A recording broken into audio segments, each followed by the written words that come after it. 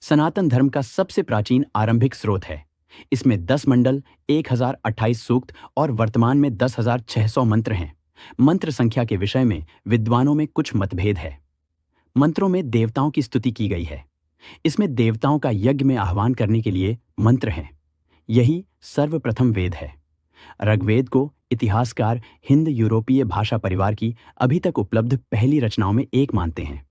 यह संसार के उन सर्वप्रथम ग्रंथों में से एक है जिसकी किसी रूप में मान्यता आज तक समाज में बनी हुई है। यह एक प्रमुख सनातन धर्म ग्रंथ है। ऋग्वेद सबसे पुराना ज्ञात वैदिक संस्कृत पुस्तक है।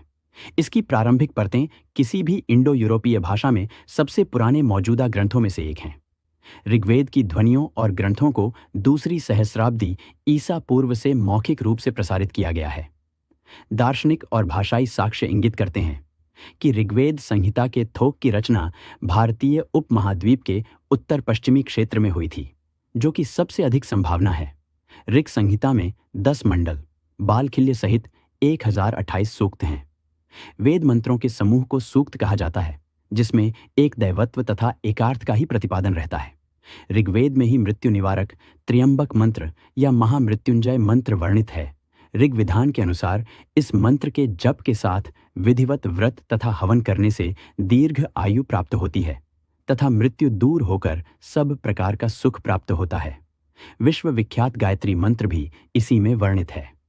ऋग्वेद में अनेक प्रकार के लोकोपयोगी सूक्त, तत्वज्ञान सूक्त, संस्कार सूक्त उदाहरणतः रोग निवारक सूक्त, श्री सूक्त या लक्ष्मी सूक्त, ऋग्वेद के परिशिष्ट सूक्त के खिल सूक्त में, तत्वज्ञान के नासदीय सूक्त तथा हिरण्यगर्भ सूक्त और विवाह आदि के सूक्त वर्णित हैं, जिनमें ज्ञान विज्ञान का चरमोत्कर्ष दिखलाई देता है।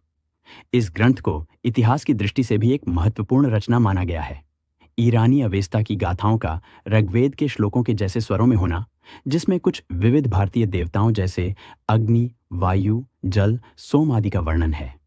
ऋग्वेद किसी भी अन्य इंडो आर्यन पाठ की तुलना में कहीं अधिक पुरातन है। इस कारण से यह मैक्स मूलर और रूडोल्फ रोथ के समय से पश्चिमी विद्वानों के ध्यान के केंद्र में था। ऋग्वेद वैदिक धर्म के प्रारंभिक चरण को दर्ज करता है।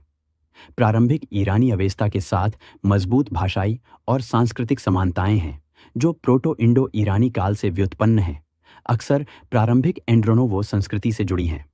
उत्तर वैदिक काल से पहले का वह काल जिसमें ऋग्वेद की ऋचाओं की रचना हुई थी। इन ऋचाओं की जो भाषा थी वो ऋग्वैदिक भाषा कहलाती है। ऋग्वैदिक भाषा हिंद यूरोपीय भाषा परिवार की एक भाषा है। इसकी परवर्ती पुत्री भाषाएं अवेस्ता, पुरानी फारसी, पाली, प्राकृत और संस्कृत हैं।